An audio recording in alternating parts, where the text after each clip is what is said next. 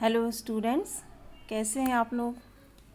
I hope आप लोग घर में बिल्कुल सुरक्षित और सेफ़ होंगे। आज के वीडियो में हम साइंस पढ़ेंगे। सबसे पहले तो आपको साइंस का सिलेबस बता दें। आपके साइंस के जो सिलेबस है उसमें 16 अध्याय हैं।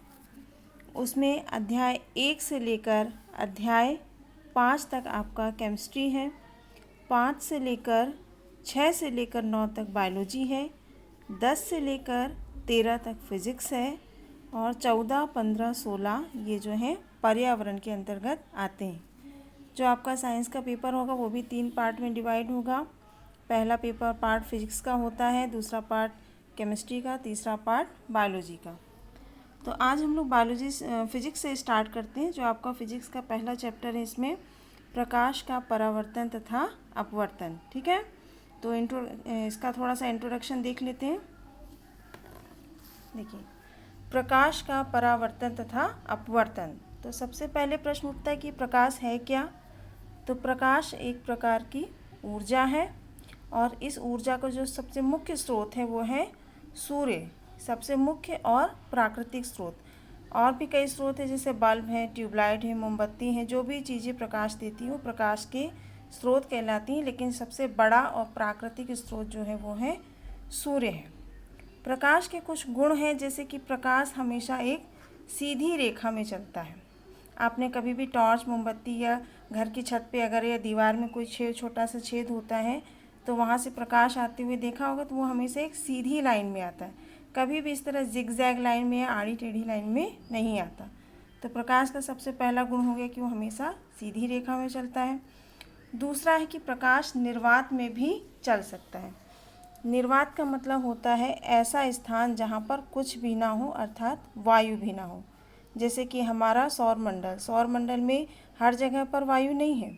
वहाँ कुछ केवल हमारी पृथ्वी के कुछ ही 25-30 किलोमीटर की दूरी तक ही वायुमंडल है, उसके ऊपर वायुमंडल भी नहीं है। तो उस स्थान को निर्वात कहते हैं, जहाँ पर वायु भी ना हो। तो प्रकाश जो है निर्वात में भी चल सकता है, अर्थात इसको चलने के लिए किसी माध्यम की आवश्यकता नहीं होती, ना तो ठोस माध्यम, ना गैस, ना ही द्रव। प्रकाश की तीसरा है प्रकाश की चाल। प्रकाश की चाल ये बहुत इंपॉर्टेंट है। ये अक्सर एग्जाम में आता है कि प्रकाश की चाल कितनी होती है या निर्वात में प्रकाश की चाल कितनी होती है। तो प्रकाश की चाल जो है 3 × 10⁸ मीटर प्रति सेकेंड होती है। अगर प्रश्न पूछा जाए कि निर्वात में प्रकाश की चाल कितनी होती है या प्रकाश की चाल कितनी होती है, तो वो होती है 3 × 10⁸ मीटर प्रति सेकेंड। या अगर इसको किलोमीटर में चेंज करें तो 3 × 10⁵ किलोमीटर प्रति सेकेंड। तो ये थे प्रकाश के 3 हमने मुख्य गुण पढ़े। और उसके बाद जो आपका मेन टॉपिक आता है वो होता है प्रकाश का परावर्तन। ठीक है, परावर्तन किसको कहते हैं। जैसे जब आप घड़ी के शीशे हैं या शीशा है या कोई चमकदार प्लेट है, उसको धूप में रखते हैं तो वो चमकने लगती है ना। तो उसका कारण क्या है कि प्रकाश उससे टकराता है और वो उसी माध्यम में मतलब वापस लौट जाता है, जिसके कारण वो चमकदार दिखाई देती है। तो यही घटना कहलाती है प्रकाश का परावर्तन। देखिए, जब प्रकाश किसी समांग माध्यम, समांग मतलब एक समान माध्यम, समांग माध्यम से चलकर किसी चिकने या पॉलिशदार तल से टकराता है तो उसका अधिकांश भाग उसी माध्यम में वापस लौट जाता है। इस घटना को प्रकाश का परावर्तन कहते हैं। ठीक है, जैसे कि मान लो ये एक दर्पण है। दर्पण को इंग्लिश में मिरर कहते हैं। तो इसको हमने M1 M2 से निरूपित किया। इसमें एक लंब खींचा, ये काल्पनिक लंब है, इसको कहते हैं अभिलंब।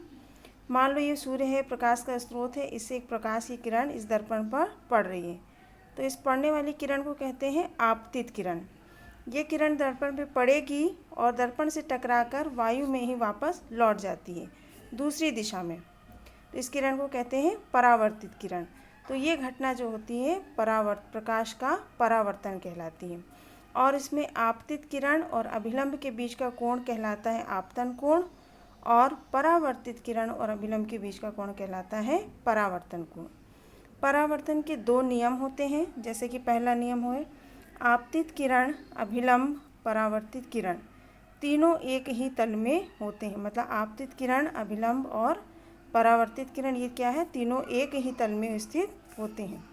दूसरा नियम है आपतन कोण तथा परावर्तन कोण हमेशा बराबर होते हैं। मतलब आपतन कोण मतलब आपतित किरण और अभिलंब के बीच का कोण आई, और परावर्तन कोण मतलब परावर्तित किरण और अभिलंब के बीच का कोण आर। ये दोनों हमेशा आपस में बराबर होते हैं। ये है परावर्तन का दूसरा नियम। आई होप आपको प्रकाश का परावर्तन समझ में आ गया होगा। इट इज़ वेरी इंपॉर्टेंट, इसलिए इसको आप लोग इसको याद करने और कॉपी में लिख भी लें। Thank you.